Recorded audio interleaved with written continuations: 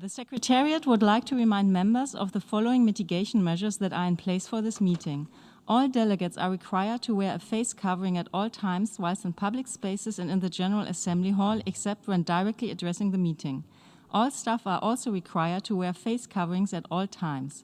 Disposable face masks are available if needed. All delegates are to refrain from direct contact, including handshakes and other physical contact during greetings, in recognition of the physical distancing requirements. All delegates should remain cautious of COVID-19 hand sanitizing and contact precautions. All movement and, if necessary, queuing require 2 meters physical distancing, and delegates are required to minimize activity until seated in the meeting room. Statements delivered by the representatives who are physically present in the Assembly Hall will be made from the national seats. With the assistance of the occupational safety and health representatives, the President will oversee the implementation of the mitigation measures in the course of the proceedings. If at any moment it appears that the guidelines are not being strictly observed, the President will have no choice but to draw the attention of delegates to these guidelines or even suspend or adjourn the meeting as needed. Furthermore, I would like to remind delegates attending this meeting that under the new COVID-19 contact tracing, existing building access cards are being used to record presence of attendees in the meeting rooms. In addition to swiping cards to gain access to the UNHQ premises, delegates and UN personnel are also requested to swipe access cards at the entrance of conference rooms. The information collected will only be used in case of a need for COVID-19 contact tracing and not for any other purpose. The data will be held for a maximum of 28 days. Thank you.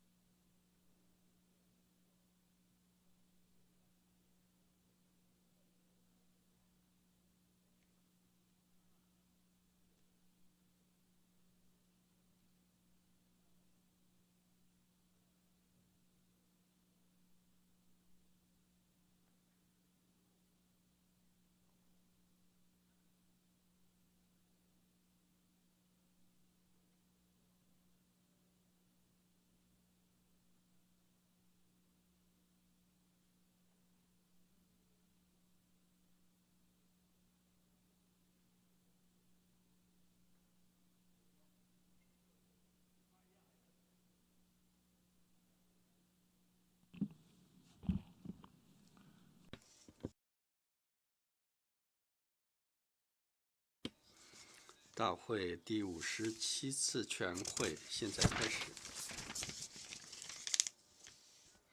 大会将重新审议意向题为工作安排、通过议程和分配项目。在此项目下，大会已经收到了作为文件 A/75/L 67分发的决定草案。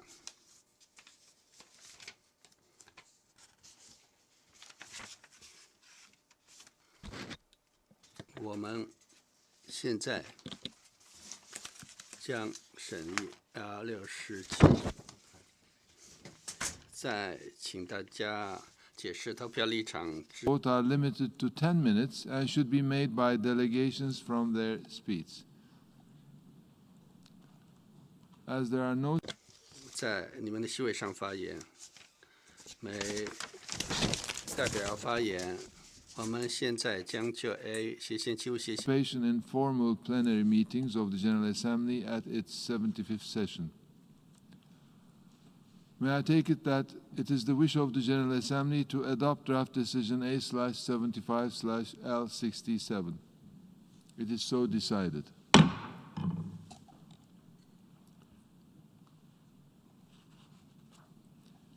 The Assembly has thus concluded this stage of its consideration of Agenda Item 7. The General Assembly will now resume its consideration of Agenda Item 70, entitled Elimination of Racism, Racial Discrimination, Xenophobia, and Related Intolerance, to commemorate the International Day for the Elimination of Racial Discrimination and to hold a debate on the midterm review of the International Decade for People of African Descent, in accordance with paragraph 42 of its resolution 75/237 of 31st of December 2020. I will now make a statement from the rostrum.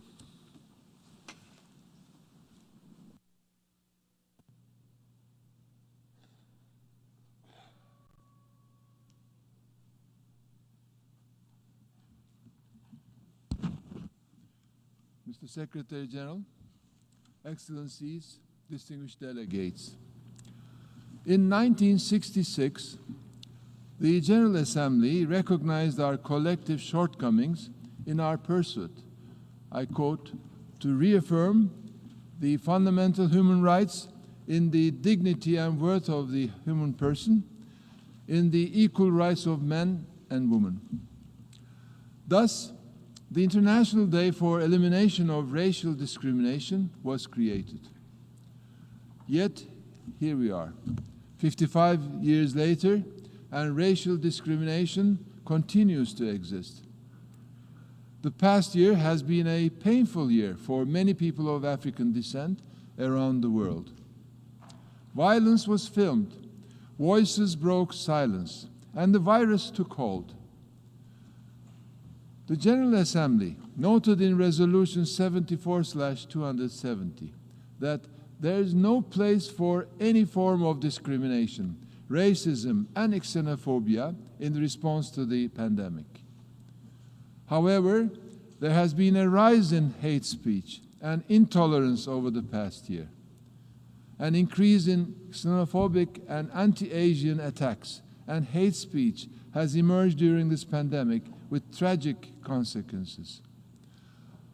Furthermore, reports indicate that people of African descent often have unequal access to medical care and are vulnerable to higher rates of coronavirus infection and related mortality. In some contexts, people of African descent are twice as likely to die as a result of COVID-19 than their peers. For those that recover from the effects of the virus, the cost of health care and socioeconomic impact of the pandemic threatens to push people of African descent into poverty. When healthcare and other systems, such as justice, housing, and education, fail people of African descent, it perpetuates injustices and inequalities. We simply will not meet the targets of Sustainable Development Goal 10 or indeed Agenda 2030 as a whole, if we leave people of African descent behind. Being subjected to racial discrimination is a deeply personal experience, one which some of us truly cannot relate to. We need to listen to and learn from those who are comfortable sharing their experiences. We need to consider the impact of policies on those most vulnerable. No one should be restricted from living a life of their choosing for any reason, and certainly not because of the color of their skin. Excellencies, the people we serve are looking to us to uphold the principles of the United Nations. We need to take urgent actions now if we are to course correct. It has been 2 decades since the world acknowledged through the Durban Declaration and Program for Action the ongoing victimization of people of African descent. To this end, I trust that you will support the permanent representatives of Portugal and South Africa, who will serve as co-facilitators for the modalities of the high-level meeting on the occasion of the 20th commemoration of the Durban Declaration and Program of Action, and the political declaration.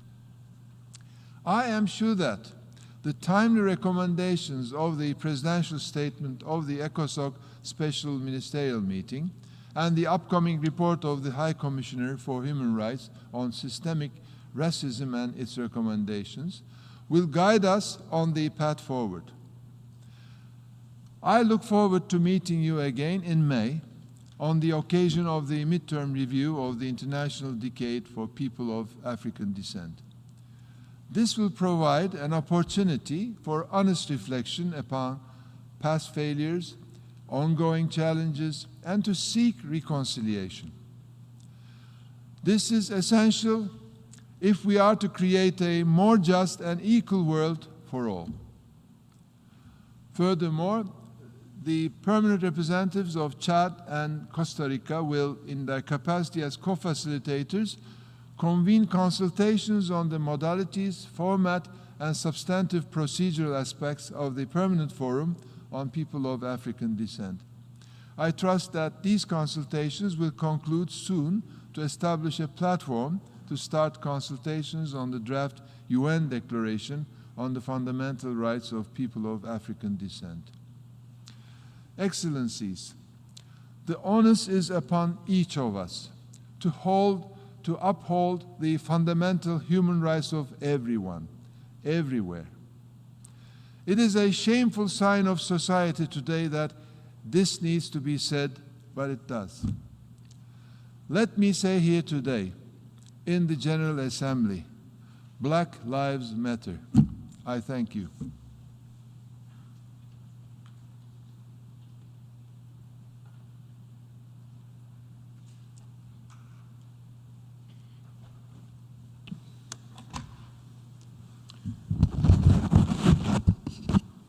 I now give the floor to the Secretary General of the United Nations, His Excellency Antonio Guterres.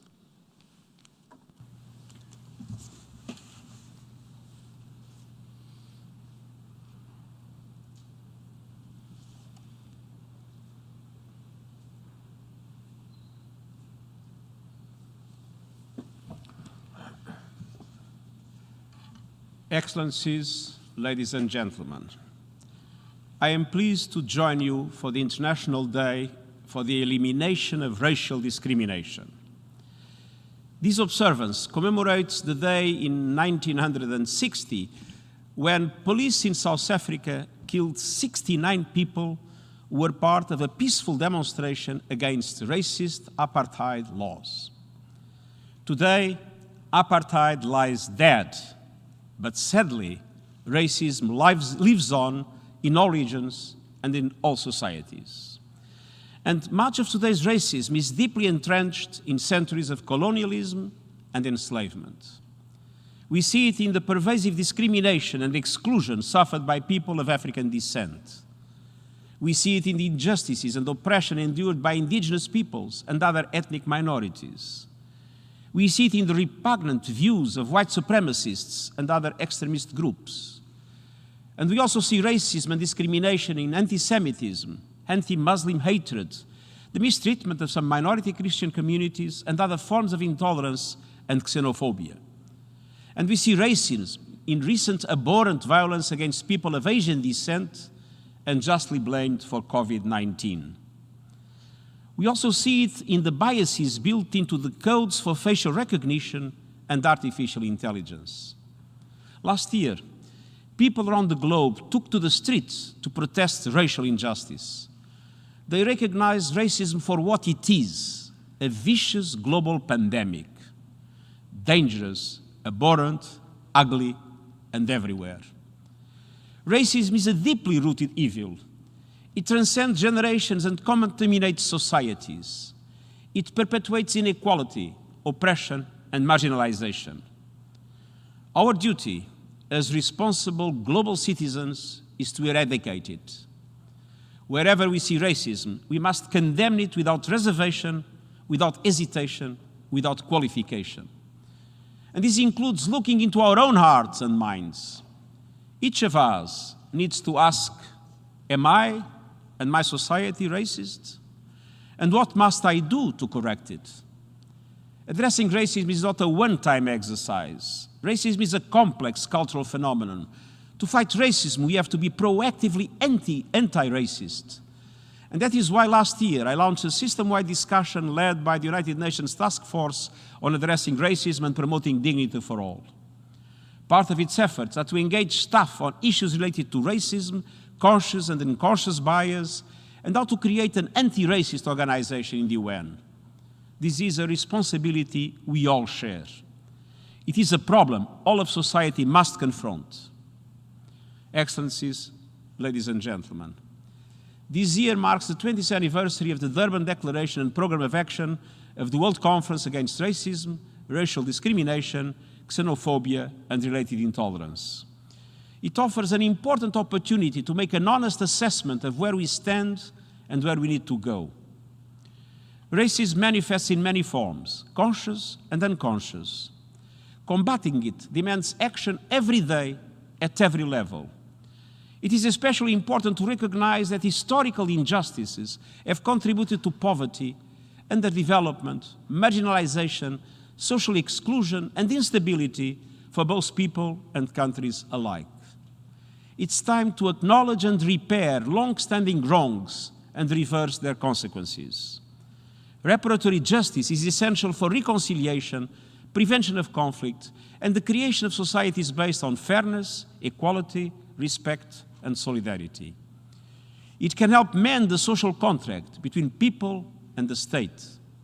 And as societies become ever more multi-ethnic, multi-religious, and multicultural, we need greater political, cultural, and economic investment in inclusivity and cohesion. We need to harness the benefits of diversity rather than perceiving it as a threat. Excellencies, ladies and gentlemen, this year, the International Day for the Elimination of Racial Discrimination highlights the important role of youth. They have been in the forefront of the fight against racism. Young people's attitudes and behavior will dictate the future shape and look of our societies. Only by understanding and rejecting this deep-rooted phenomenon can we end it. So today I appeal to young people everywhere, as well as leaders and educators. Let us teach the world that all people are born equal. Supremacy is an evil lie. Racism kills. On this day and every day, let us work together to rid the world of the pernicious evil of racism so all may live in a world of peace, dignity, and opportunity. Thank you.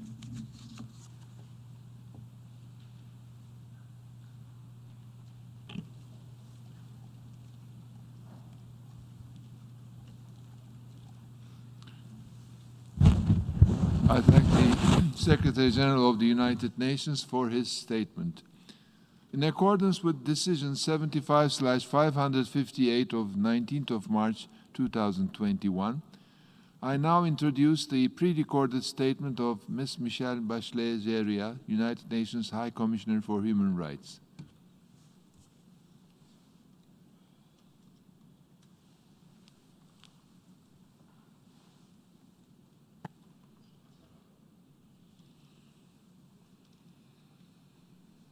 Distinguished President of the General Assembly, Mr. Secretary General, Excellencies, I'm honored to join you in commemorating the International Day for the Elimination of Racial Discrimination.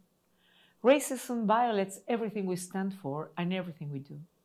The COVID-19 crisis has exposed just how threatening and pervasive this human rights violation is and how deeply rooted inequalities and discrimination are in our societies.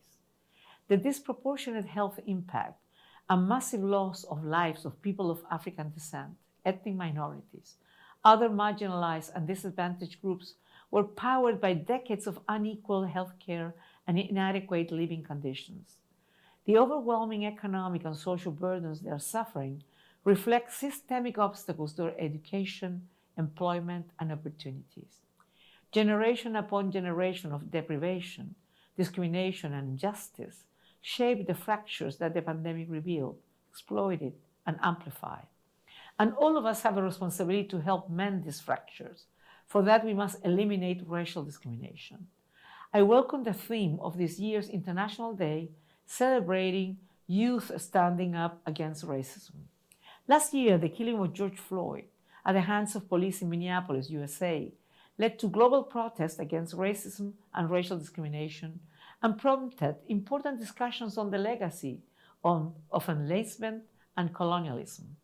It also triggered an urgent debate at the Human Rights Council last June and the subsequent adoption of the resolution mandating my office to prepare a comprehensive report on systemic racism, human rights violation against Africans and people of African descent by law enforcement agencies, accountability and redress for victims, and government responses to anti-racism peaceful protest.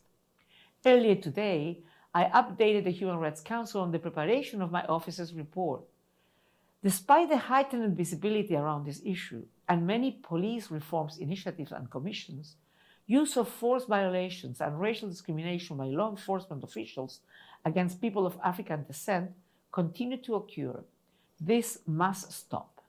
Law enforcement officials responsible for human rights violations must be held to account, and measures of redress for victims and their families must be provided. Working with state and people of African descent and other affected communities to achieve racial equality and justice is a priority for my office. And as the Secretary General has pointed out, it is key to the core values of the UN. Systemic racism needs a systemic and comprehensive response. This cannot be done without acknowledging and addressing the linkages between its current manifestations and the lack of accountability and redress for the legacies of enslavement, the transatlantic trade, and colonialism, as well as successive racially discriminatory policies and systems which compound and ensue disadvantages in all spheres of life. States need to take a hard look at these matters and dig beneath the surface to uncover the depth of discriminatory practices. By stopping its denial, embarking on reforms that address its causes, empowering the victims and addressing their cry for justice through effective accountability and programs of individual and collective reparations are ways to address this challenge.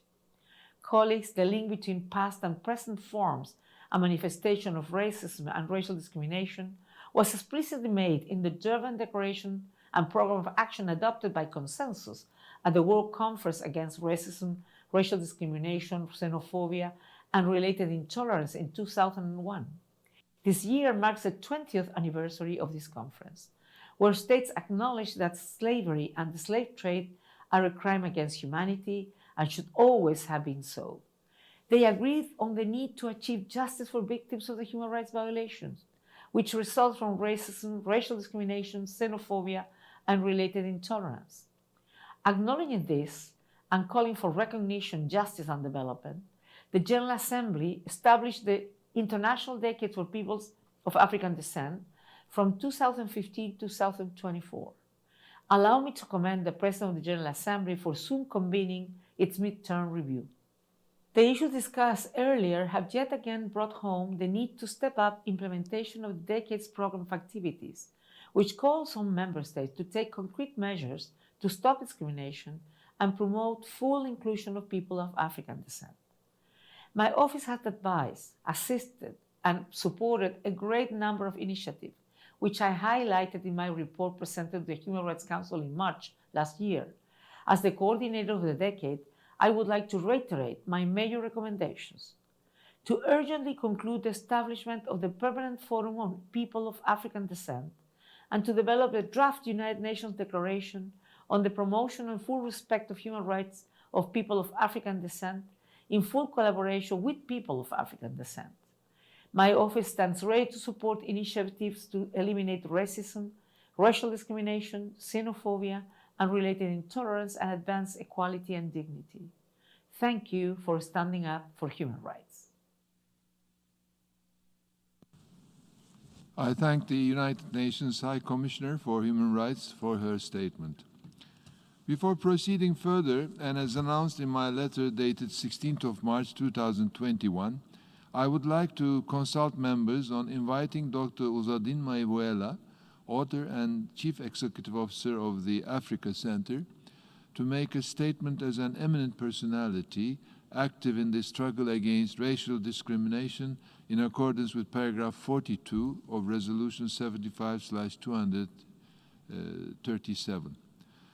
If there is no objection, may I take it that it is the wish of the General Assembly, and without setting a precedent, to invite Dr. Mayvuela to make a statement at this morning. I hear no objection. It is so decided. I now give the floor to Dr. Uzodin Mayvuela, author and Chief Executive Officer of the Africa Center.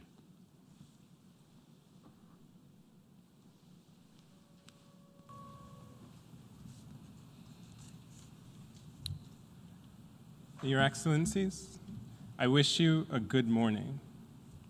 But before I continue, I would like to just take a moment in solidarity with our Asian brothers and sisters after the attack in Atlanta, Georgia, this week.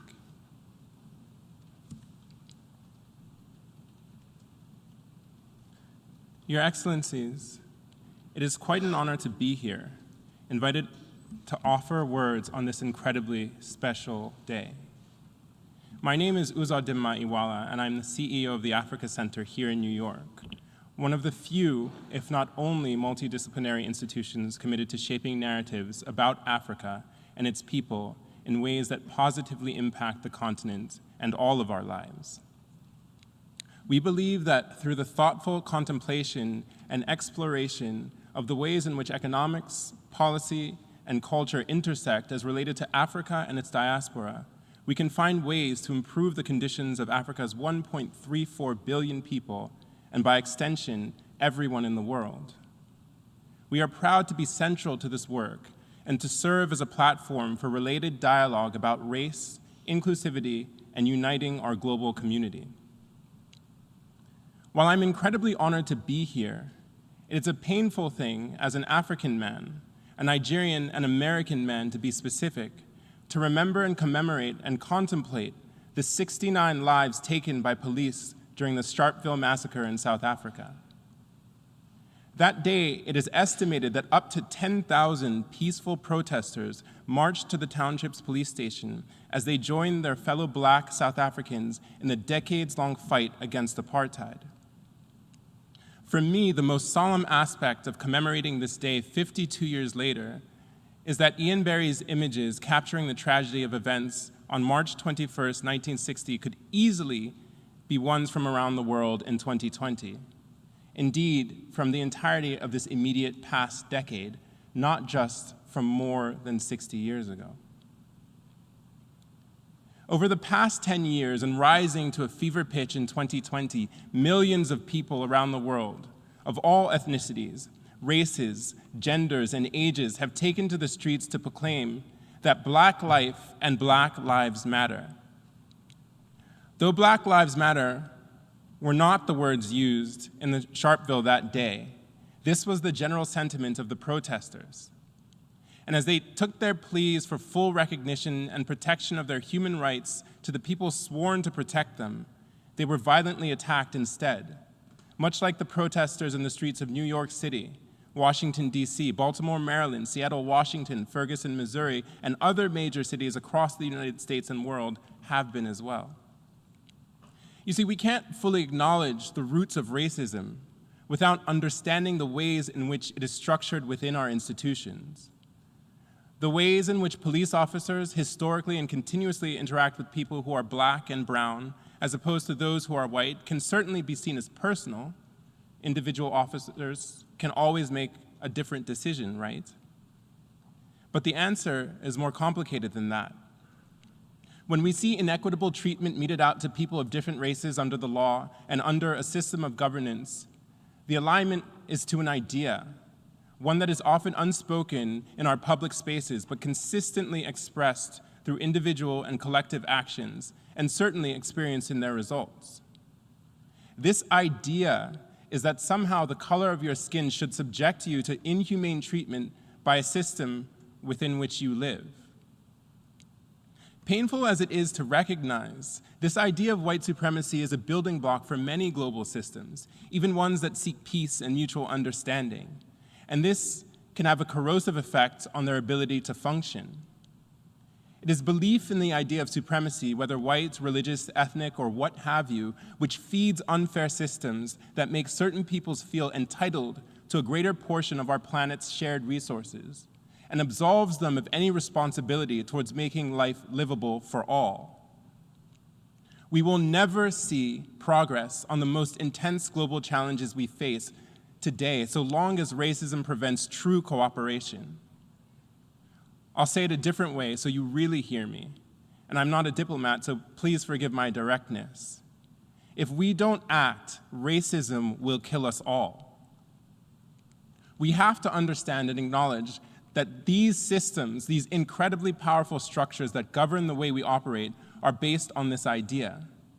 Because of our complicated and interconnected histories of colonialism, subjugation, violence, and resistance, we all are the affected and the effectors.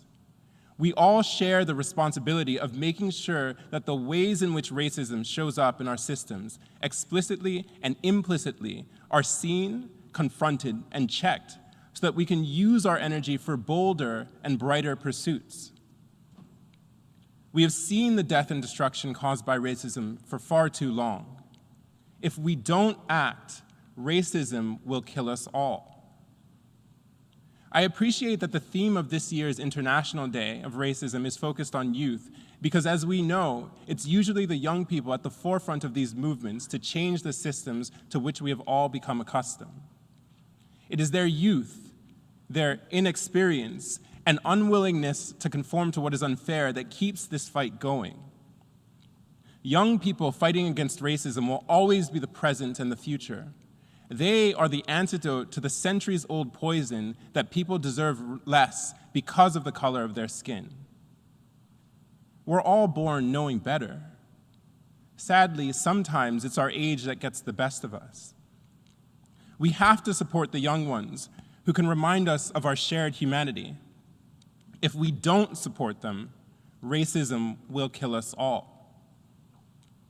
My challenge to you today, to everyone in this room and everyone listening to or watching this speech, is that we must remember that there is no act of fighting racism that is too small.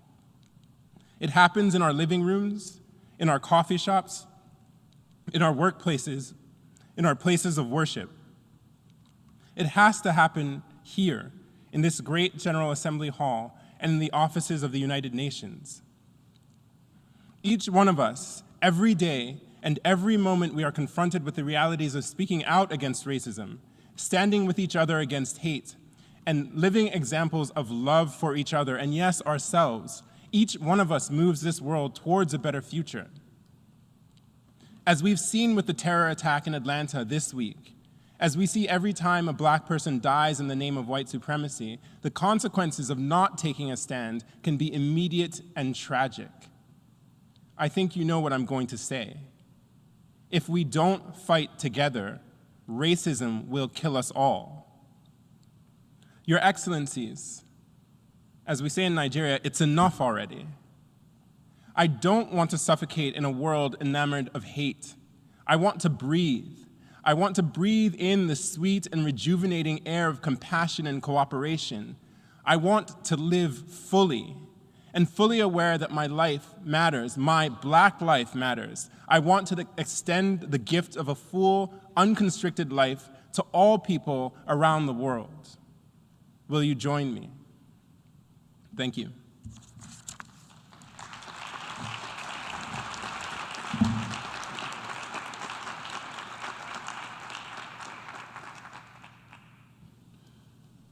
I thank Dr. Riviela for his wonderful statement. I now give the floor to the distinguished representative of Chad, who will speak on behalf of the African states.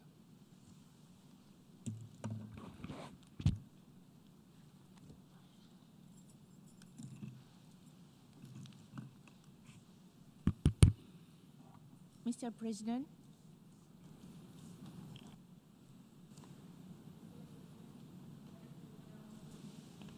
Excellencies, ladies and gentlemen, I have the honor to deliver this statement on behalf of the African Group.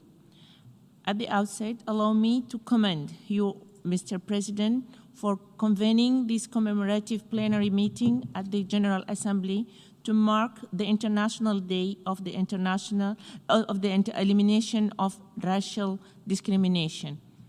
It is recalled that more than 5 years have passed since the international community agreed to implement the International Decade for People of African Descent. It is unfortunate that contemporary racial discrimination affects our structures of inequality and subordination resulting from failures to redress racism, slavery, apartheid, and colonialism continue to persist. We are aware of the racial prejudice and discrimination that people of African descent still face today. We take note of the way the international community is addressing these acts. We applaud progress made at the national, regional, and international levels in conformity with the obligation and commitments of the Durban Declaration. We are pleased with those governments that have adopted, since the adoption of the Durban Declaration and Program of Action Landmark, progressive legislation and administrative measures to effectively combat racism, racial discrimination, xenophobia, and related intolerance. More importantly, we thank all those that appreciate and respect knowledge and the contribution of people of African descent in their economies and in the global humanity. Excellencies, the 2030 Agenda envisages a world of universal respect for human rights and fundamental freedoms, human dignity, the rule of law, justice, equality, and non-discrimination, and of respect for race, ethnicity, and cultural diversity, which sets the principles for pursuing these goals.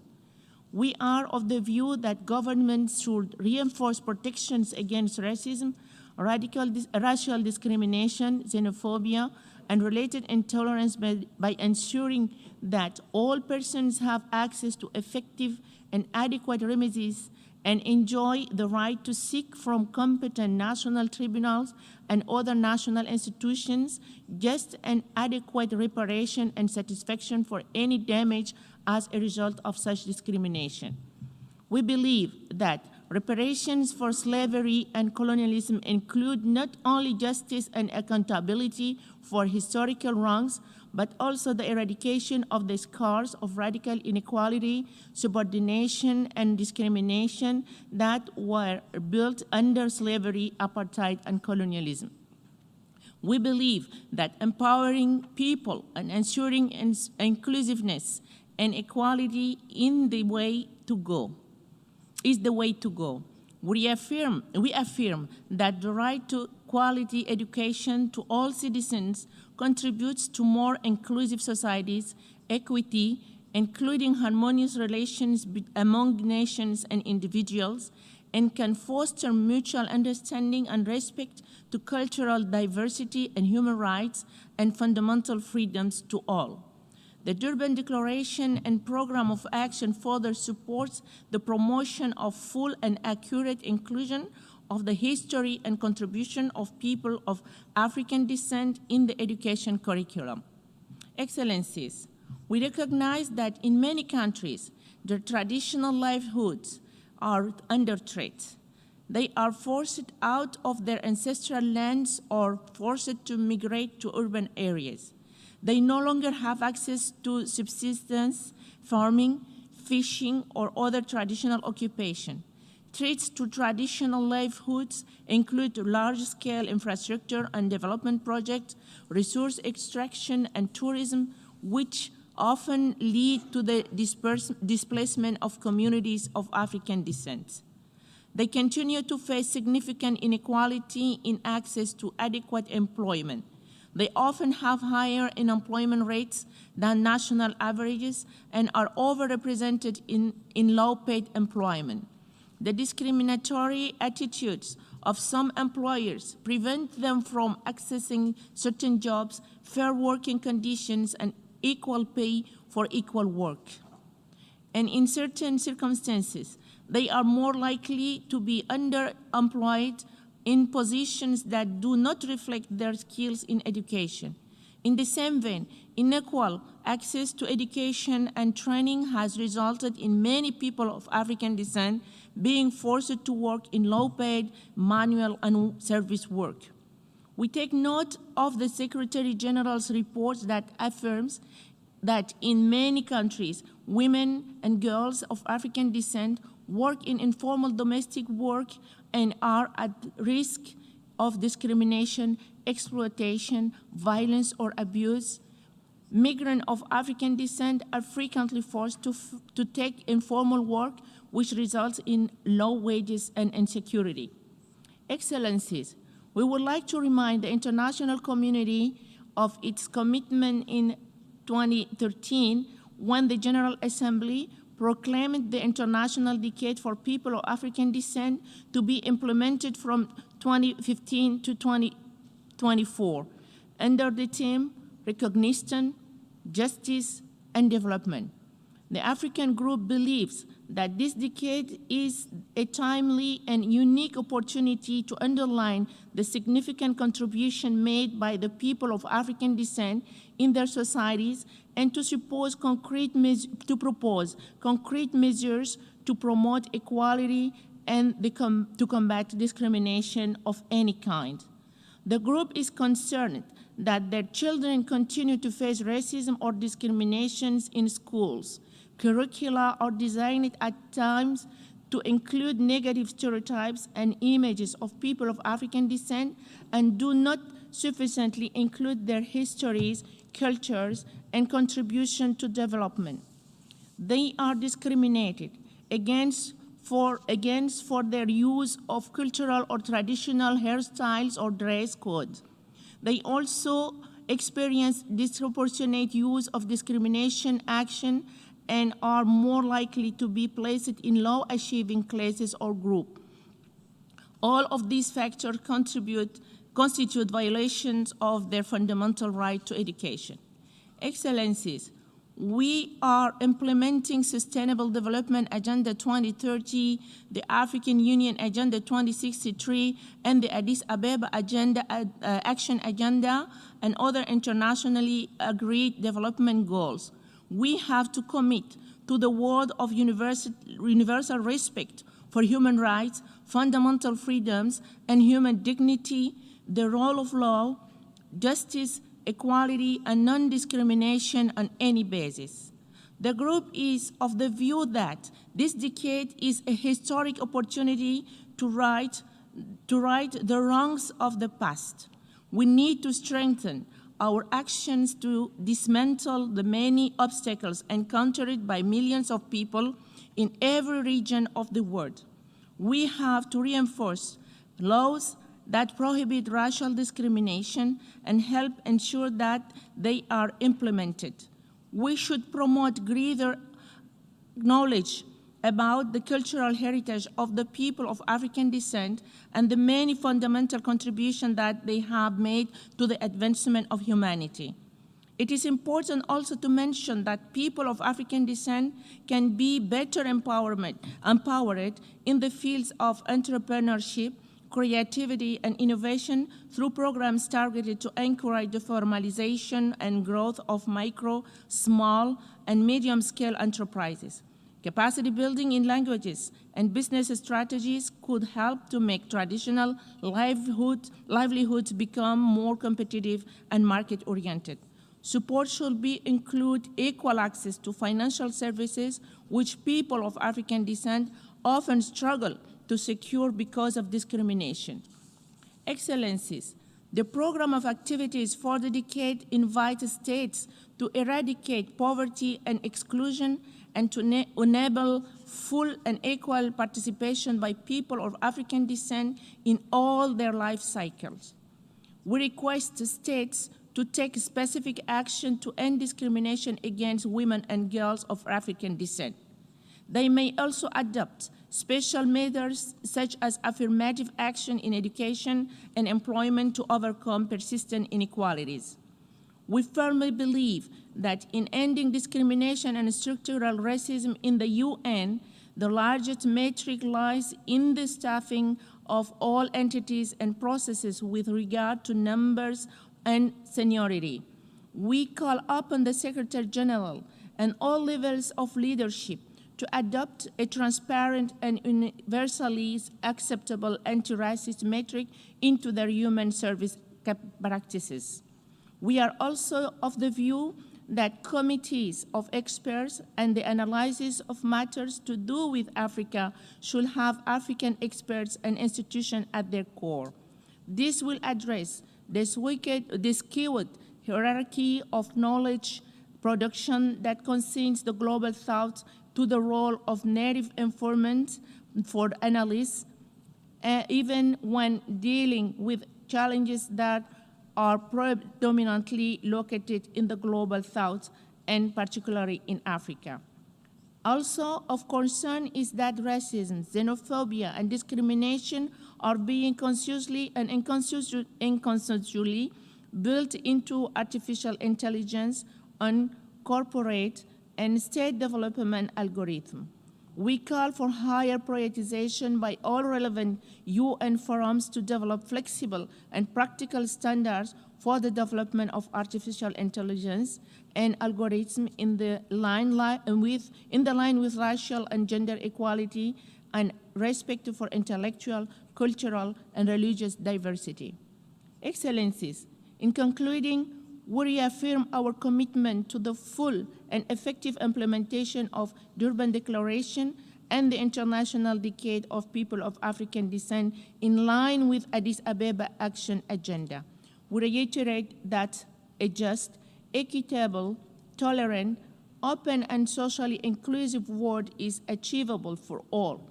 If the needs of those in vulnerable situations are met, justice to victims of human rights violations resulting from racism, racial discrimination, xenophobia, and related intolerance in the light of their vulnerabilities are accorded access to justice, effective and appropriate protection, remedies, and adequate reparation and satisfaction for any damage as a result of such discrimination. I thank you. I thank the distinguished representative of Chad. I now give the floor to the distinguished representative of Kazakhstan, who will speak on behalf of the Asia-Pacific states. Thank you, Mr. President. Mr. President, Secretary General, Excellencies, ladies and gentlemen, let me start by stating that the Asia-Pacific Group is deeply shocked by racial, hate-driven killing in Atlanta.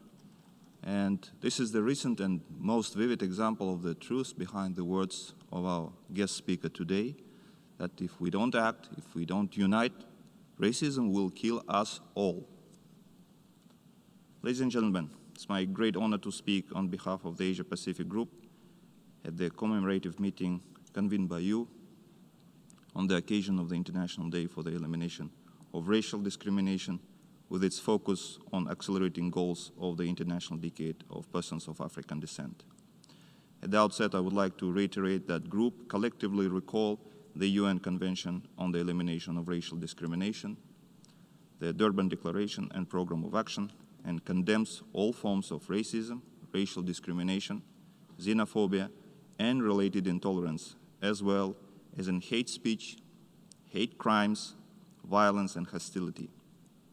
We also reiterate that the Asia-Pacific Group is fully committed to the three objectives of the decade: recognition, justice, and development, which would be more robustly pursued in the remaining 5 years. The Asia-Pacific region comprises 55 countries with very distinctive demographic features. It hosts some of the largest and smallest countries of the world, encompassing 56% of the total global population and covering 22% of the Earth's surface, stretching vast territorial expanses. Our populations are hence very diverse, with an intersection of all the world's ethnic groups, races, religions, and cultures. Our countries are committed to justice and equality for all, ensuring the Agenda 2030 dictum, leaving no one behind for all of the humanity. We are ready to address with others the existing national and international inequalities by working on pragmatic measures, such as achieving Agenda 2030 and implementing the various General Assembly and Human Rights Council resolutions aimed towards a democratic and equitable global order. This is particularly critical at the aftermath of the COVID-19 pandemic. It is thus critical to work on debt sustainability and debt relief, as well as the greater participation of developing countries in the WTO, Int'l, and other international organizations to promote fair multilateral trade and global economy, especially focusing on the landlocked developing countries, least developed countries, and small island developing states. Just as essential are educational and public awareness activities to fight far-right prejudice, stigma, and harmful stereotypes in coordination with UNOHCHR, its special rapporteurs, the Human Rights Council, and the UN Department of Global Communications. The members of the Asia-Pacific Group will continue efforts towards implementing the UN Convention on the Elimination of Racial Discrimination, as well as drafting and adoption of documents leading the long-term goal of establishing a permanent forum of persons of African descent, with the possibility of setting up a voluntary trust fund. In our interconnected world, social media has been used as a platform for amplifying racial hatred and discriminatory ideas. This trend, if unchecked, can pose a challenge to social cohesion all around the world. States must intensify efforts to prevent and combat racial hatred and discrimination. We also need to carry out effective outreach efforts to enhance national and international consciousness about the legacies of racial discrimination rooted in slavery and colonialism. To conclude, the Asia-Pacific Group will continue to be a steady partner in multilateral efforts to combat all forms of racism, injustice, and discrimination to build a society that honors, respects, and fulfills the dignity of all races. I thank you. I thank the distinguished representative of Kazakhstan. I now give the floor to the distinguished representative of the plurinational state of Bolivia, who will speak on behalf of the Latin American and Caribbean states.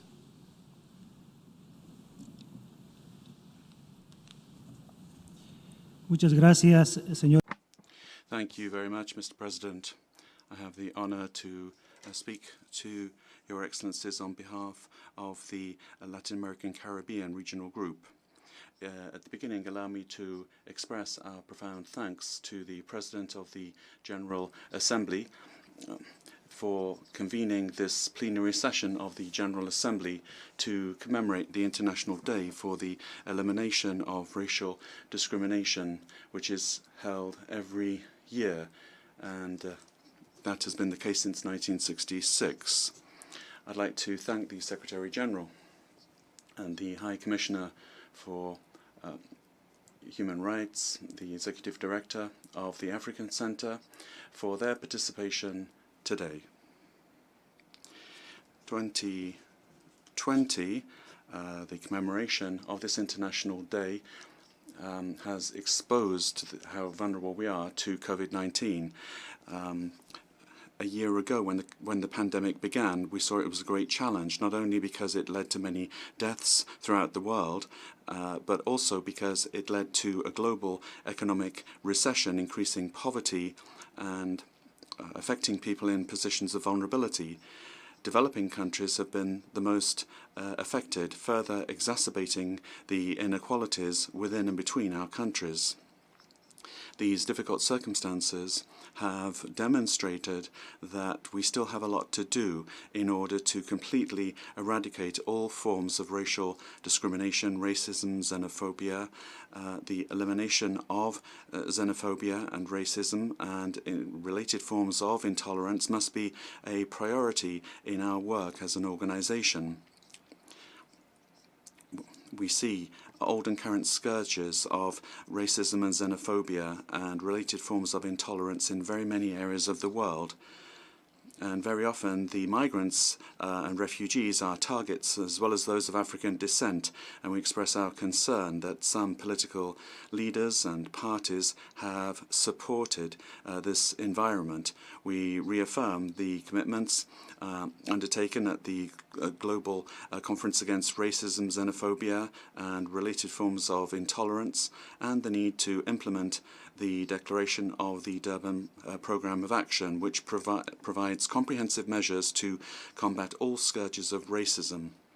And we also reaffirm our support for the International Decade for Persons of African Descent 2015-2024, established in the United Nations General Resolution. We must recognize that tolerance of cultural diversity and ethnic and racial and religious diversity are essential elements for peace and understanding and sustainable friendship between peoples, nations, cultures, and individuals. We also recognize that women have been disproportionately affected because they suffer various interrelated forms of discrimination, which also includes racial discrimination and gender-based discrimination. For that reason, members of GRULAC believe that the United Nations and the international community must speed up actions to bring about gender equality and ensure the full, equal and significant participation of women and the empowerment of women and girls in all areas throughout their life cycle. Countries have made numerous efforts and undertaken initiatives to remove racial discrimination, xenophobia and related forms of intolerance in order to guarantee the full enjoyment of economic, social and cultural rights, as well as civil, political rights of all people without any distinction. Unfortunately, despite these efforts, millions of people continue to be victims of racism, discrimination, xenophobia, and related forms of intolerance, as we've heard today, including contemporary manifestations of this, some of which are expressed in an extremely violent manner. Moreover, the 2030 Agenda provides for a world where there is universal respect for human rights and human dignity, the rule of law, justice, equality and non-discrimination. And our commitment should not leave anyone behind. We should not forget that sustainable development can only be achieved when everyone can enjoy it. Our region is multi-ethnic, multicultural and multilingual. Our countries are made up of different populations from different ethnic origins, including indigenous peoples who continue to face racism and discrimination. This diversity is our strength and our wealth, and therefore we reaffirm that the human rights of people in all of their diversity must be respected and protected. And we call upon states to improve cooperation in order to promote tolerance and inclusion and respect for diversity in order to create a common space within civilization where we can share human values, universal human values. Finally, Mr. President, the COVID-19 pandemic has reminded us that it's only by working together in solidarity that we can effectively face the consequences and the challenges of our times. We must remain interconnected and show solidarity and respect for each and every individual. Thank you very much, Mr. President. I thank the distinguished representative of the plurinational state of Bolivia. I now give the floor to the distinguished representative of New Zealand, who will speak on behalf of the Western European and other states. Thank you, Mr. President, Mr. Secretary-General, Excellencies, ladies and gentlemen. I have the honour to deliver this statement on behalf of the group of Western European and other states on the occasion of the International Day for the Elimination of Racial Discrimination. Today's meeting is an important reminder that over 50 years after the adoption of the International Convention on the Elimination of All Forms of Racial Discrimination, issues of racism and xenophobia are still prevalent across the world. While we have achieved great progress since the adoption of the Convention in 1965, the past year has shown us that all too often, individuals, societies and governments resort to intolerance, racism, discrimination and xenophobia, particularly in times of fear and crisis. The COVID-19 crisis has affected everyone, but not everyone has been impacted by the same extent. The COVID-19 pandemic has exposed social and political fractures within communities, as we have witnessed racialized and discriminatory responses to fear. The pandemic has also placed a spotlight on and amplified existing inequalities between persons belonging to different groups. Most significantly, the effects of COVID-19 have had a disproportionate impact on Indigenous peoples, as well as all those belonging to other racial, ethnic, religious, or linguistic minority groups. It has also highlighted how racial discrimination intersects with other forms of prejudice. In some places, such individuals have had an increased risk of exposure to the virus, along with a lower level of access to health care. Furthermore, the people most likely to be affected by the health crisis are also the ones who are suffering the most from the resulting economic downturn. We have regrettably witnessed the spread of the virus, leading to a spread of disinformation, xenophobia and racism against persons belonging to minority and marginalised groups worldwide, including against foreigners and those at risk of multiple discrimination. Racism is not a new phenomenon. However, the COVID-19 crisis has laid bare its shocking extent and impact. We can never be tolerant of people resorting to racism and xenophobia. Regarding this year's theme, WEOG would like to take the opportunity to acknowledge all those who have stood in solidarity with the Black Lives Matter movement. The commitment to change witnessed in the past year's anti-racism protest movements is powerful, and we must build on that to address systemic discrimination and racism in our societies, throughout our law enforcement and justice institutions, our health systems, our economies, and our political systems. It is our view that diversity, understanding, and respect are key building blocks for peace and prosperity. Ignorance breeds intolerance. We must jointly commit to building a global culture based on mutual understanding and dialogue, inclusive of the full range of different perspectives, while celebrating diversity of thought, history, and belief. Our commitment to respecting, promoting, and protecting human rights must be the foundation on which we act. Together, we must build back better from the COVID-19 pandemic.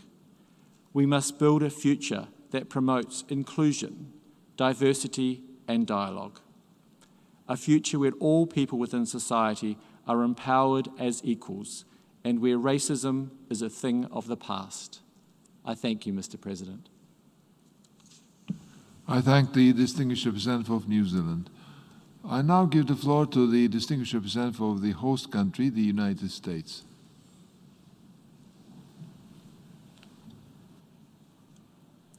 Thank you, Mr. President. Thank you for convening us to commemorate this important day. And I thank the Secretary General, Madam High Commissioner, and Dr. Ewela for your leadership in pressing us all to do more toward the elimination of racial discrimination wherever and by whomever. This meeting, this commemoration, is personal to me. I am a person of African descent, but more importantly, I am a descendant of slaves. My great-grandmother, Mary Thomas, born in 1865, was the child of a slave. This is just 3 generations back from me. I grew up in the segregated South. I was bused to a segregated school, and on weekends, the Ku Klux Klan burned crosses on lawns in our neighborhood. When I was in high school, I was asked by a little girl for whom I babysat if I was an N-word because her dad had used that word for me. I know the ugly face of racism. I lived racism, I have experienced racism, and I survived racism. And through this process, I learned a simple truth. Racism is not the problem of the person who experienced it. Those of us who experience racism cannot and should not internalize it despite the impact that it can have on our everyday lives.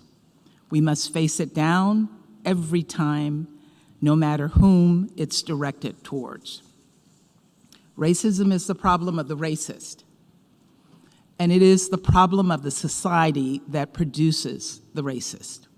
And in today's world, that is every society. And in so many of our communities and countries, racism is endemic. It's built in like a rot in a frame. And it remains and it festers and it spreads because many of those in charge allow it to. Others look away and pretend it's not there, but like a cancer, if ignored, it grows. Today we commemorate our joint commitment to end all racial discrimination, and we take stock of our efforts during the midterm review of the decade of people of African descent. In America, conducting that review requires a reckoning with our dark history of chattel slavery. 402 years ago, African slaves were forced onto the shores of the colony of Virginia. 2 years ago, the 1619 Project brought attention to this anniversary and put the consequences of slavery and the contributions of Black Americans back at the center of our history and of our national narrative. As the project detailed, slavery is the original sin of America. It's weaved white supremacy and Black inferiority into our founding documents and principles. The Legacy Museum in Alabama traces this history, and if you've not been there, I encourage you all to take a trip. Its exhibits draw a direct line from slavery to lynchings to segregation to mass incarceration and testify to this terrible history and the impact it is having on our people today. But even though slavery is our original sin, America is not the original source of slavery. Others share this shame with us. Slavery has existed in every corner of the globe. Africans enslaved fellow Africans long before the American colonists existed, and sadly, in many places around the world, slavery still exists today. As the scholar Isabel Wilkerson argues, humans in all contexts have ranked human value, pitting the presumed supremacy of one group against the presumed inferiority of others. In America, that takes many forms, chief among them our legacy of white supremacy. This year, the senseless killing of George Floyd, Breonna Taylor, and so many other Black Americans sparked a reckoning with racial justice, a movement that spread across the world. Black lives matter. And because Black lives matter, we need to dismantle white supremacy at every turn. This means looking at other kinds of hate too. The FBI has reported a spike in hate crimes over the past 3 years, particularly against Latino Americans, Sikhs, Muslim Americans, Jewish Americans, and immigrants. The most recent data shows hate crimes rising to a level not seen in over a decade. And that doesn't even capture the bullying, discrimination, brutality, and violence that Asian Americans have faced since the outbreak of COVID-19.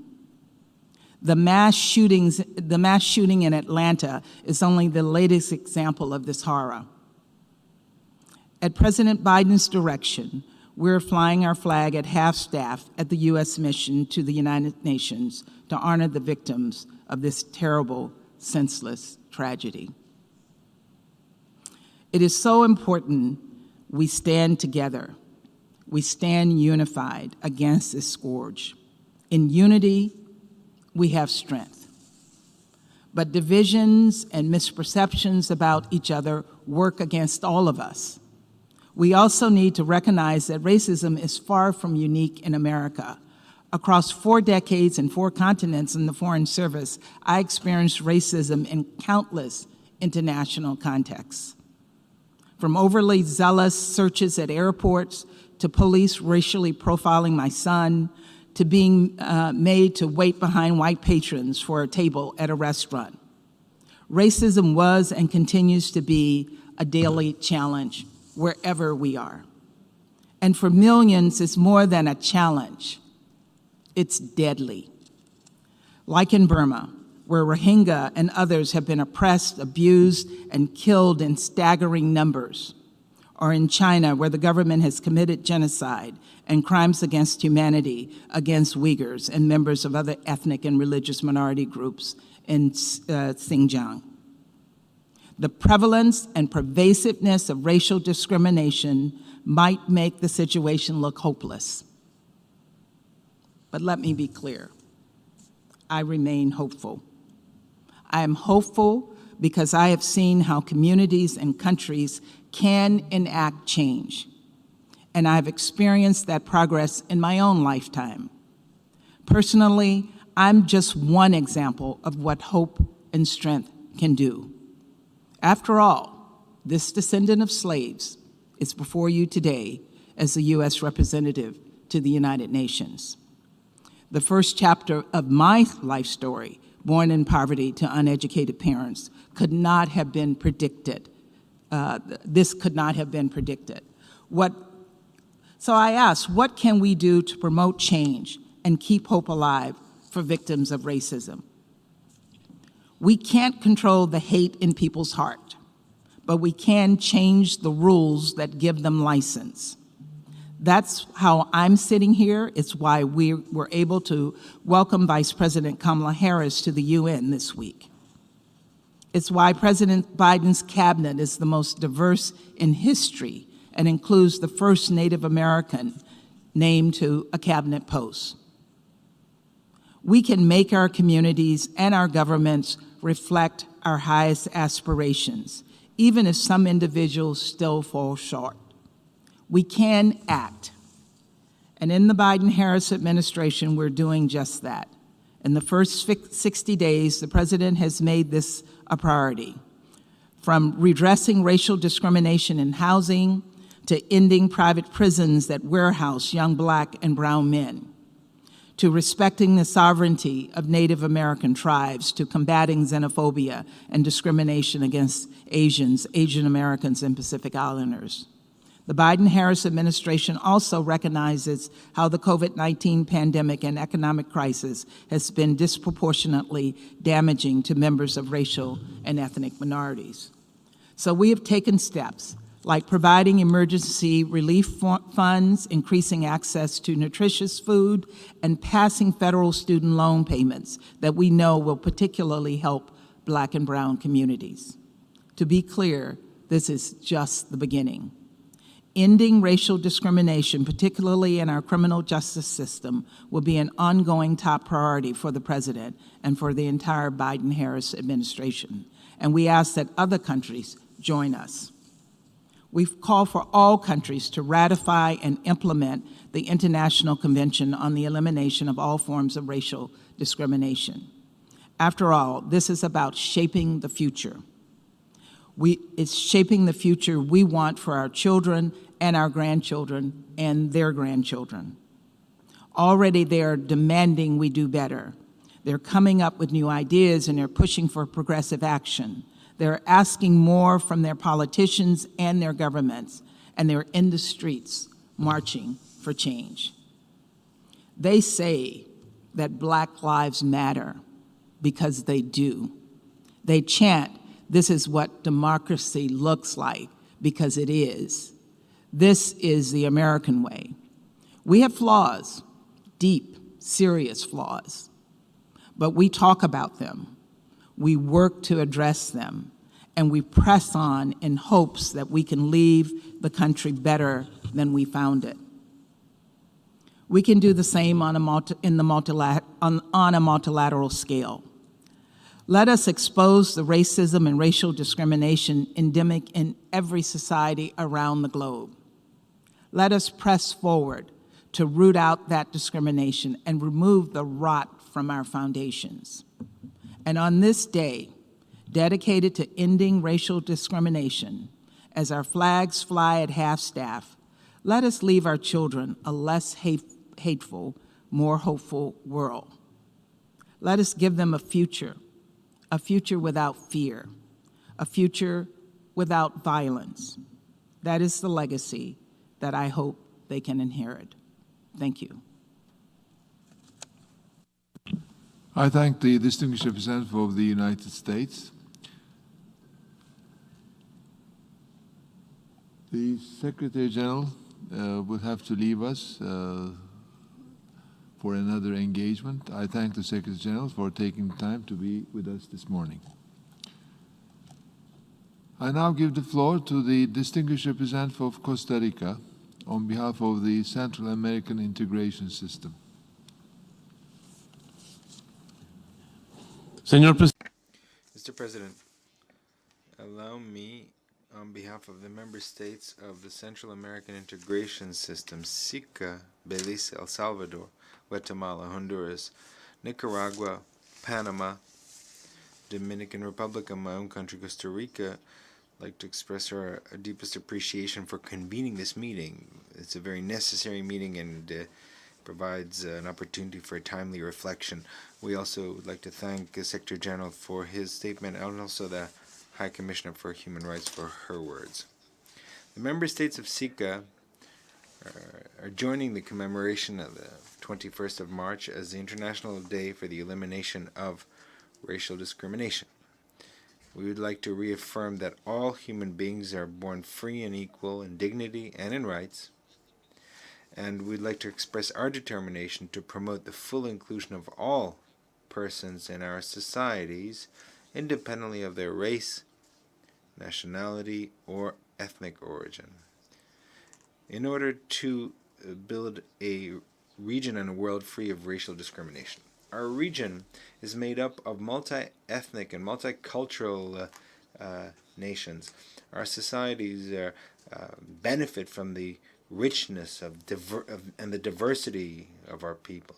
We acknowledge that the promotion of the full participation and contribution of all our peoples is an important step and path to achieving the Sustainable Development Goals. And bearing this in mind, the countries in our region firmly believe that sustainable development cannot be achieved unless it benefits all individuals, all people.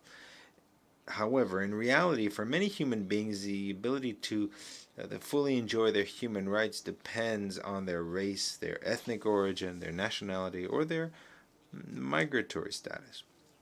Our region rejects all forms of racism, xenophobia, discrimination, and related forms of intolerance. The International Convention on the Elimination of All Forms of Discrimination, Racial Discrimination, gives us a legal base to adopt all necessary measures to quickly eliminate racial discrimination in all its forms and manifestations and prevent and combat racist doctrines and practices. However, the true significance of this legal instrument depends on our moral duty as states to go beyond its provisions and adopt a proactive approach towards the elimination of all forms of discrimination.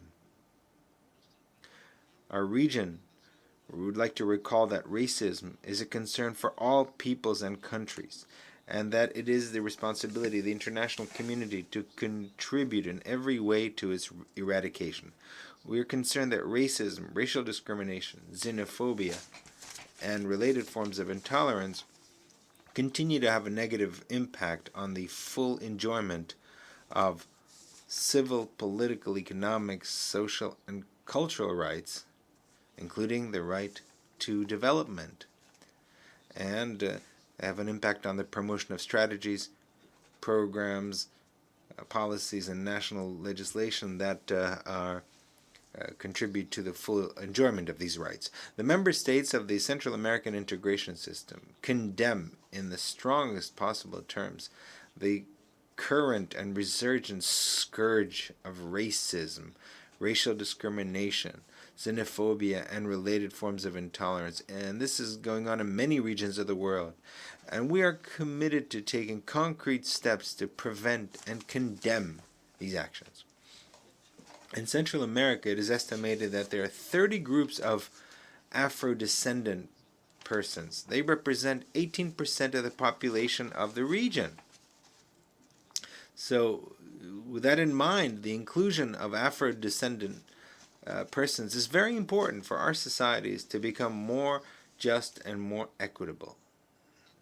Therefore, we are committed to promoting the implementation of public policies and strategies of national and local development that contribute to improving the living conditions of Afro-descendant people and their communities, incorporating a gender, intercultural, intergenerational, and intersectional perspective that allows us to address the specific needs of Afro-descendant women.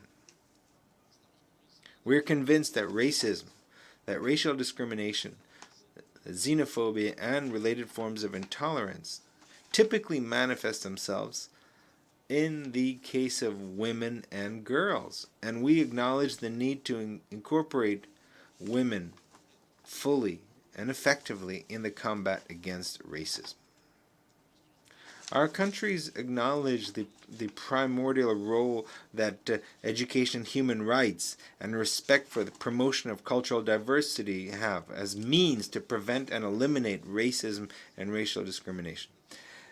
They acknowledge that it is necessary to adopt affirmative actions to reduce and remedy disparities and inequalities, including actions that accelerate social inclusion, that bridge gaps in access to education and employment, as well as promote access to justice and the effective enjoyment of rights by Afro-descendant persons in the context of our judiciary systems. We therefore would like to reiterate our commitment to ensure firm and forceful follow-up to the International Decade of Afro-Descendants, proclaimed by the United Nations. This is based on the recognition, justice, and development in order to ensure the full realization and enjoyment of human rights and fundamental liberties of Afro-descendant persons. Furthermore, our countries welcome the decision to convene a decision by this General Assembly to establish a permanent forum of Afro-descendants. This decision was taken at the 75th session. This forum will promote a broad participation of the public and civil society in the dialogue with states and other relevant actors to ensure that the rights of Afro-descendant persons are upheld.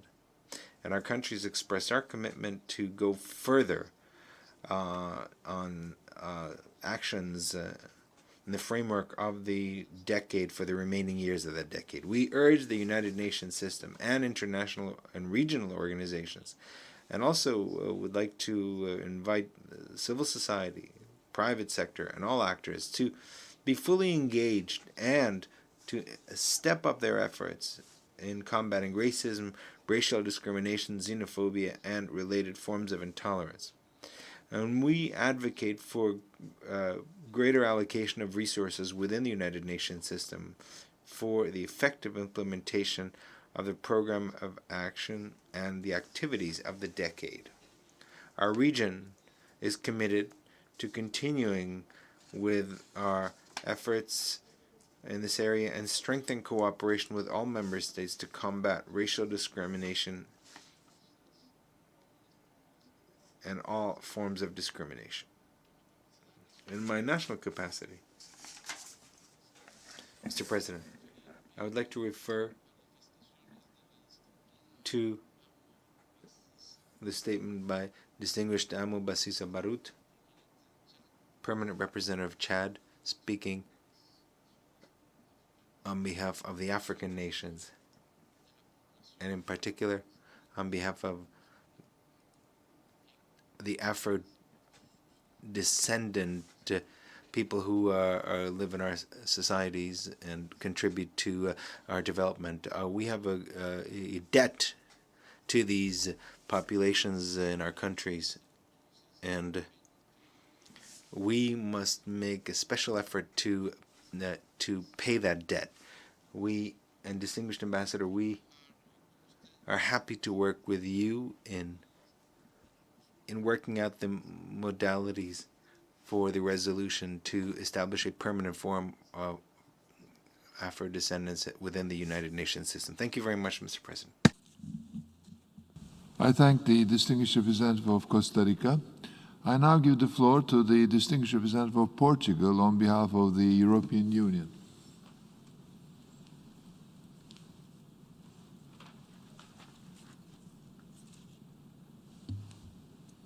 Mr. President, I have the honor to speak on behalf of the European Union and its member states. I am pleased to address the General Assembly as we commemorate the International Day of the Elimination of Racial Discrimination.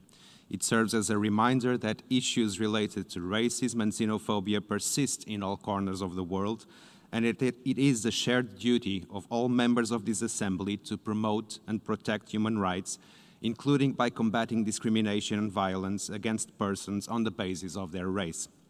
Racism is a global scourge. No country or region is free from this phenomenon, and we have an obligation to act to eliminate it. The ongoing COVID-19 pandemic has exacerbated pre-existing inequalities and disproportionately affected persons in vulnerable situations.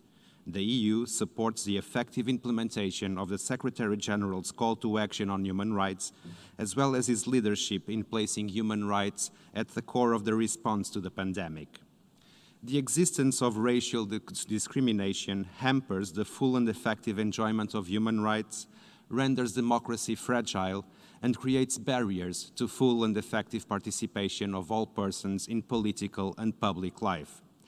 In the European Union, discrimination on grounds of racial and ethnic origin is prohibited, and we take action to eliminate all forms of racism and racial discrimination, bearing in mind the European Union motto of United in Diversity. In this regard, today, the first EU Anti-Racism Summit is taking place, a kick-off moment for the implementation of the EU Anti-Racism Action Plan announced last September. The EU will continue to strongly oppose all forms of discrimination, including on grounds of sex, race, ethnic or social origin, religion or belief, political or any other opinion, disability, age, sexual orientation, and gender identity. We reject all forms of incitement to violence or hatred and hate speech, online and offline. Racism in all its forms must be tackled in a comprehensive way by taking effective measures at national, regional, and international level, in particular through the ratification and implementation of the International Convention on the Elimination of All Forms of Racial Discrimination, which remains the universal foundation for efforts to prevent, combat, and eradicate racism. I thank you, Mr. President. I thank the distinguished representative of Portugal. I now give the floor to the distinguished representative of Cuba. Gracias. Thank you, Mr. President. The International Day for the Elimination of Racial Discrimination should be a day of reflection. In order to meet the goals laid out at the historic Global Durban Conference 20 years ago, it's indispensable that there be greater political willingness and a strengthening of international cooperation. Nevertheless, what we see is a worrying wave of racial discrimination, xenophobia, and hate speech against migrants and people of African descent. For Cuba, we are proud to be a multi-ethnic country. This constitutes a strength of our identity. We are a country with Indian, European, African, and Asian blood in our veins. The immense majority of our population is mixed, as are our traditions and our religious and cultural popular rights. In our country, we have had a radical transformation to eliminate the structural bases of racism and racial discrimination that was institutionalized. A number of measures adopted in the legal, economic, education, cultural, and social sphere over 6 decades since the revolution have made it possible to achieve important results in our fight against racism and racial discrimination. Nevertheless, despite the much progress that we have made, there are still some issues to address.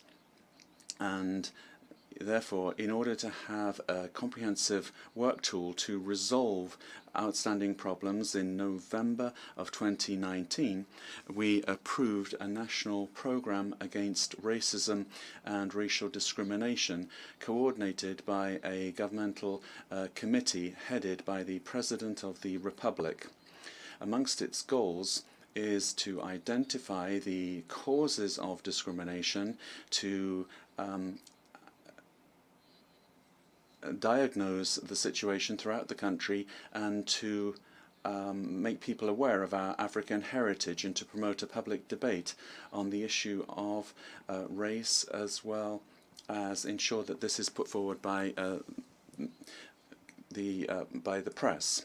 This is in line with our obligations as a state party to the International Convention on the Elimination of All Forms of Racial Discrimination, the commitments that we undertook under the Durban Programme of Action, and the shared commitment to the International Decade for People of African Descent. Thank you very much. I thank the distinguished representative of Cuba. I now give the floor to the distinguished representative of Indonesia.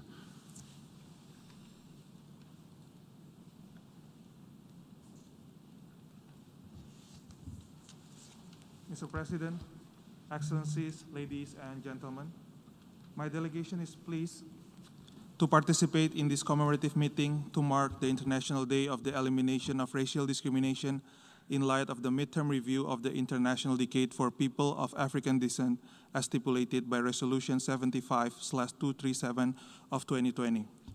Indonesia acknowledges the great significance of this event. This meeting is taking place against the emergence of racism and racial discrimination that is boosted by irresponsible use of the internet, where zealots exploit to disseminate racist and xenophobic messages. In this regard, it is concerning to note that on this issue, the international community does not lack mechanism or words of commitment, but that greater resolve is required now more than ever to strengthen and implement national and international undertakings. It is with this background that for my delegation, the International Day of the Elimination of Racial Discrimination and the International Decade for People of African Descent are critical for maintaining the momentum and legacy of the 2001 Durban World Conference against racism, racial discriminations, xenophobia, and related intolerance. It is not enough to simply condemn racism or manifestations of racism in any form. We must act and be seen to be implementing our commitments. Mr. President, Excellencies, ladies and gentlemen, Indonesia is a multi-ethnic, multilingual, and multicultural nation. It takes pride in its mosaic of people, which has evolved from our long history of tolerance and solidarity and been molded by its centuries of struggle for independence against colonialism and imperialism. Over the years, we have turned the diversity of our people, of our archipelago, the world's largest, into a source of unity and strength. Because of our own history, we are proud of the great importance and solidarity that we attach to the successful implementations of the International Decade. Indonesia is also proud of our record in advocating against racism and racial discrimination, as our undertakings at home and participation in relevant forums and processes show. As the Secretary General, High Commissioners, and other speakers before me have emphasized, my delegation also reaffirmed the connection between legacies of slavery and the ongoing racism, racial discrimination, poverty, inequality, and other underlying causes that have prevented the fulfillment of the right to development of people of African descent. Mr. President, as we mark the International Day of the Elimination of Racial Discrimination and the midterm review of the International Decade for People of African Descent, my delegation reiterates our call for more measures toward the promotion of knowledge of the cultures of African peoples, as well as their contributions to the development of many other cultures, despite various challenges of which discrimination is only one. My delegation, again, also reiterates Indonesia's strong commitment to the eradication of all forms of racism, racial discrimination, xenophobia, and related intolerance, including in online platforms wherever they may be hiding. Thank you, Mr. President. I thank the distinguished representative of Indonesia. I now give the floor to the distinguished representative of Ukraine. Thank you.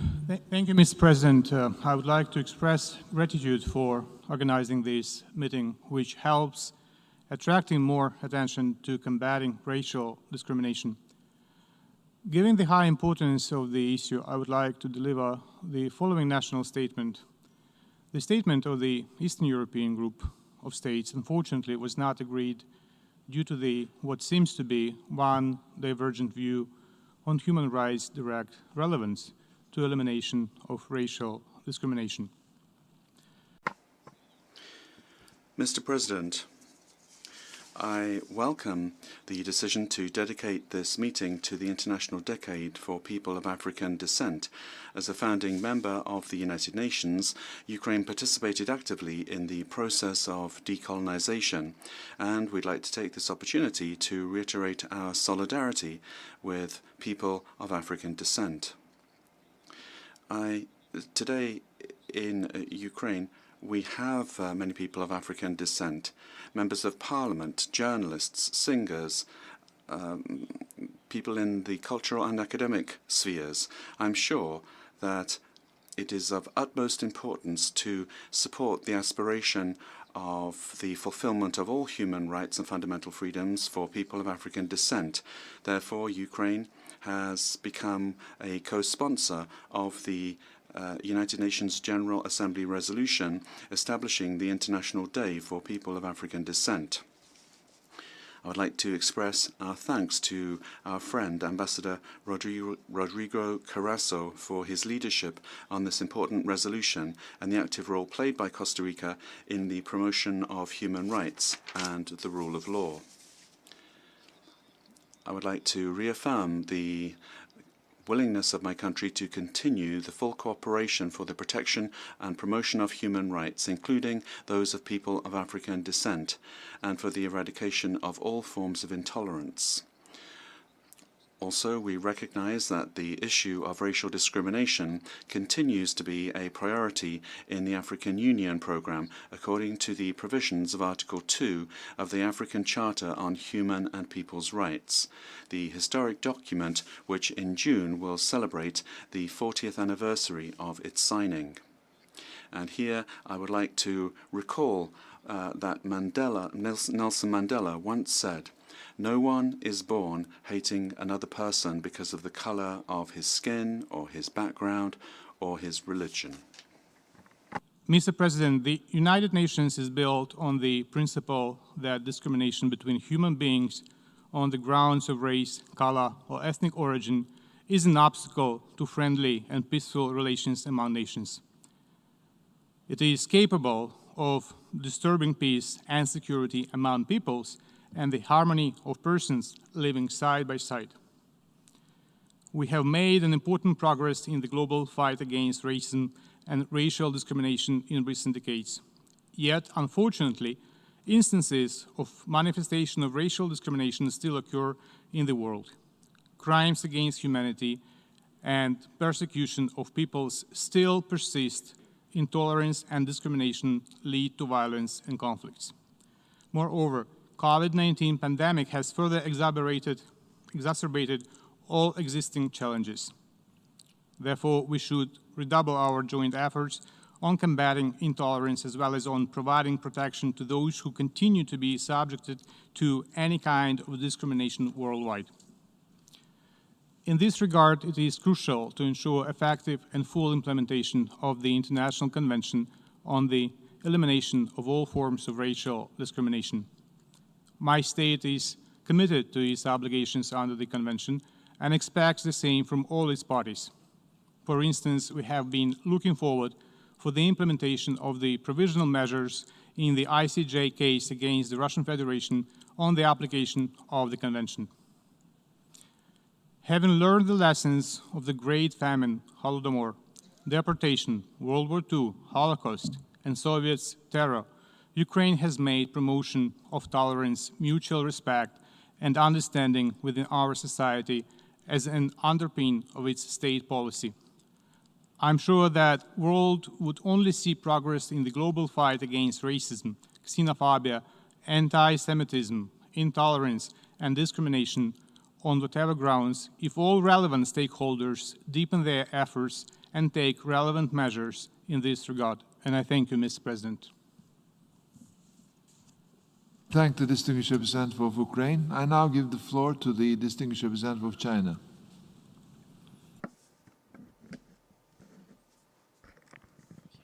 Mr. President, racism is a threat to international peace, stability, and development, and as such is a public enemy of all humanity. China is a staunch supporter of the active role of the UN in combating racism, and we support the initiative to hold a commemorative high-level meeting of the GA this September. On the 9th of March, China delivered a joint statement on behalf of more than 100 countries at the 46th session of the Human Rights Council, calling for greater efforts to combat racism, racial discrimination, xenophobia, and related intolerance, to combat stigmatization, hate speech, and violence, and to build equal and inclusive societies. The purpose of today's meeting is to commemorate the International Day for the Elimination of Racial Discrimination. Regrettably, however, the United States representative, by instrumentalizing the GA platform to serve their political agenda, has been spreading disinformation and leveling baseless accusations against China. China unequivocally opposes such behavior and categorically rejects such allegations. Speaking as an African descent on today's occasion, the representative of the US, as an exception, in an exceptional case, admitted to her country's ignoble human rights record, but that does not give her country the license to get on a high horse and tell other countries what to do. If the US truly cared about human rights, they should address the deep-seated problems of racial discrimination, social injustice, and police brutality on their own soil. They should take effective measures to prevent and control the pandemic, save lives, and ensure equitable global distribution of vaccines.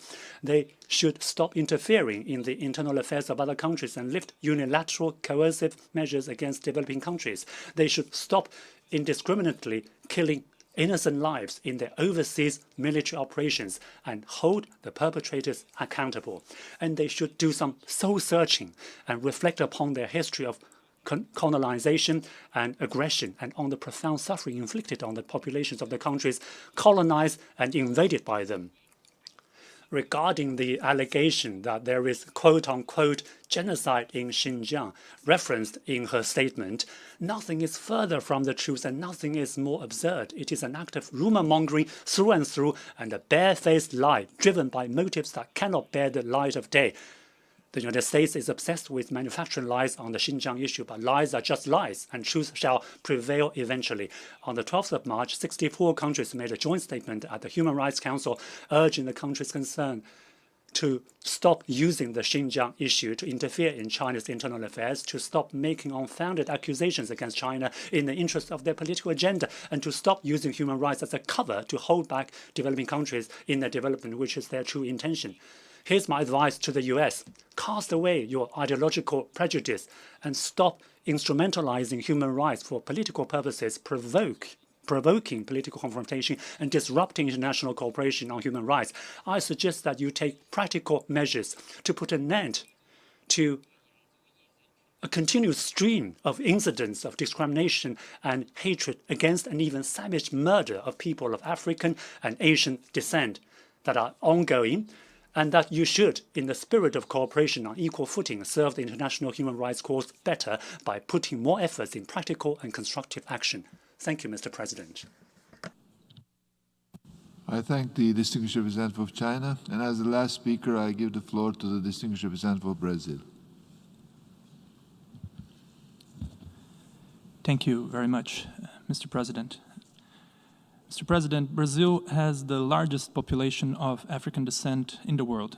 Our people and our culture carry the outstanding contribution of the African diaspora to building our diverse society.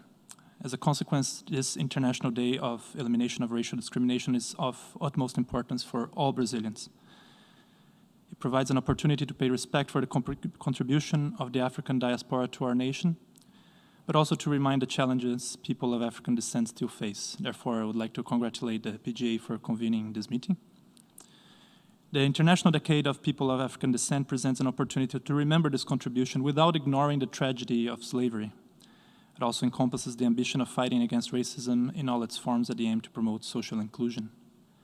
Brazil would like to reaffirm its commitment to the fight against racism and social disparities, especially during the COVID-19 pandemic, whose toll on lives stemmed both from the disease and from the measures to contain transmission. In this regard, an exceptional emergency aid to unemployed workers, both in the formal and informal sectors, has been issued and extended until December, allowing impoverished Brazilians to address basic needs such as food and medicine. Would also like to reiterate our support to the Durban Declaration and Program of Action, and also our unwavering commitment to the fight against racism, discrimination, and intolerance. These millions of Brazilian citizens are, however, not adequately represented in the most prestigious spheres of Brazilian society, and we know that stereotyping plays a notorious role in this dynamic. We know that negative racial stereotypes and the stereotyping of people of African descent perpetuate racial disparities and racial injustice. In order to address these disparities, Brazil has adopted a wide system of affirmative action and quotas in public universities and in the public service. These measures have allowed more opportunities to Brazilians of African descent and have created many new and successful role models, thus directly tackling the challenges posed by negative stereotyping of the Afro-descendant population.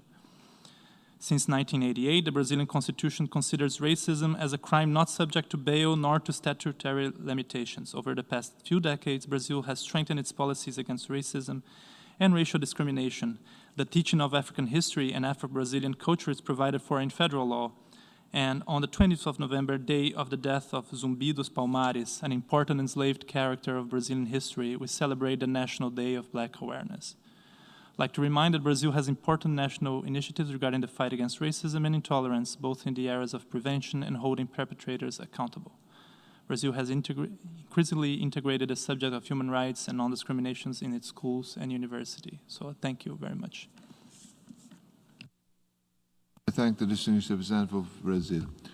Excellencies, distinguished delegates, I thank you for your interventions.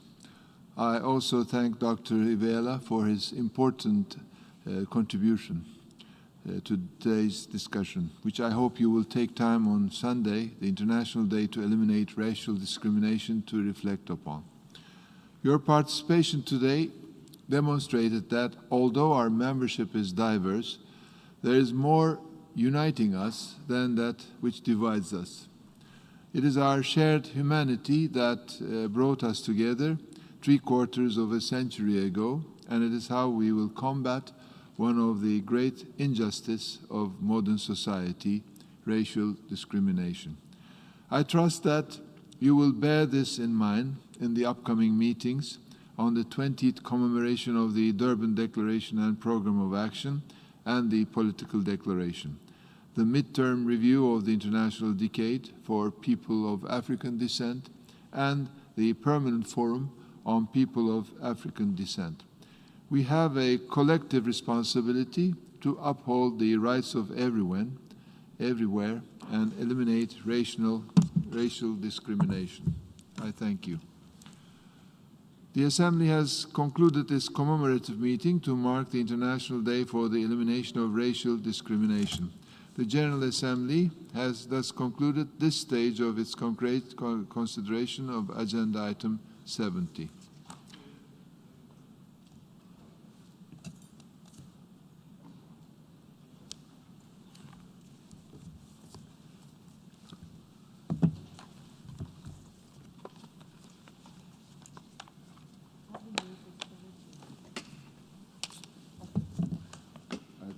Cut it.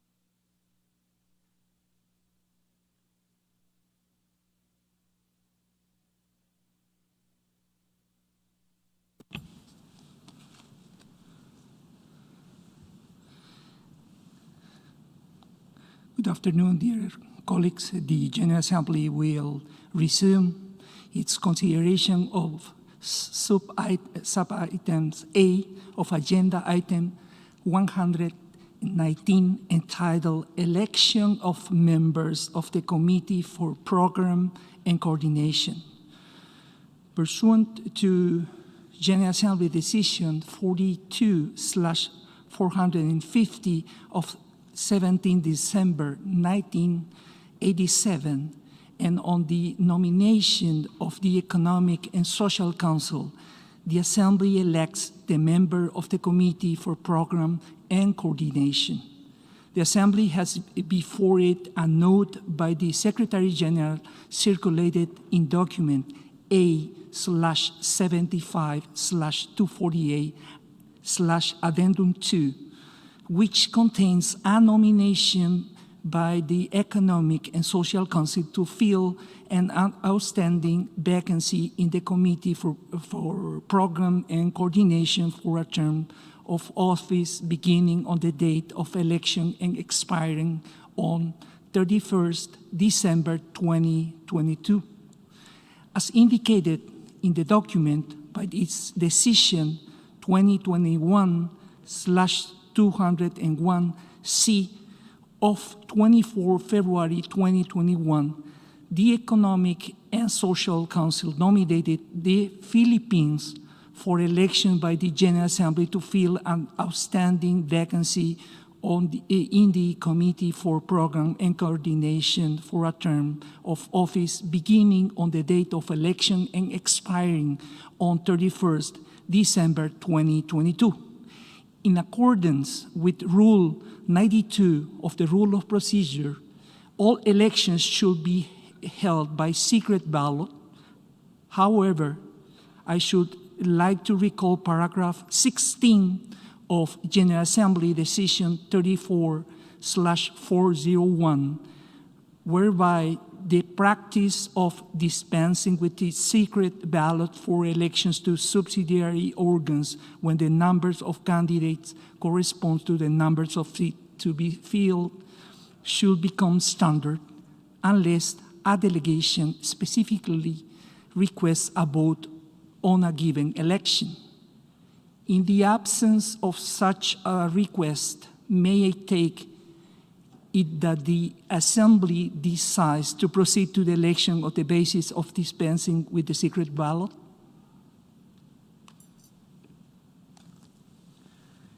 It is so decided.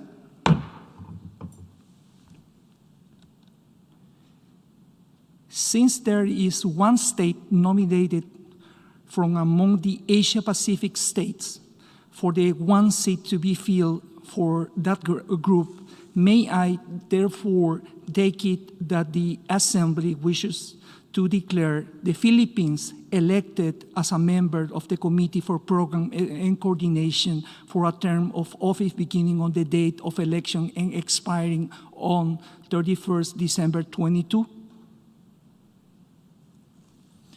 It is so decided. I congratulate the Philippines on its election as a member of the Committee for Program and Coordination.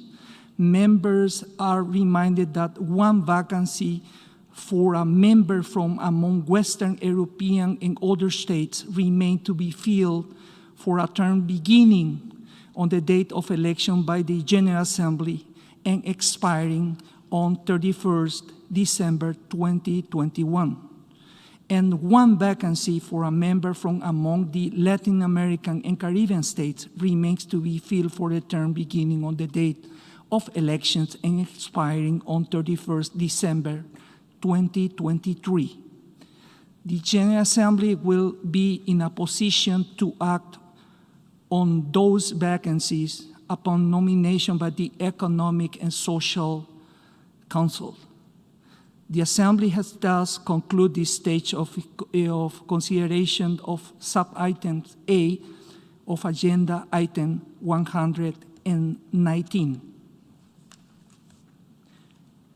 The General Assembly will now resume its consideration of sub-item H on Agenda Item 120, entitled Appointment of Members of the Joint Inspection Unit. In this connection, a note by the President of the General Assembly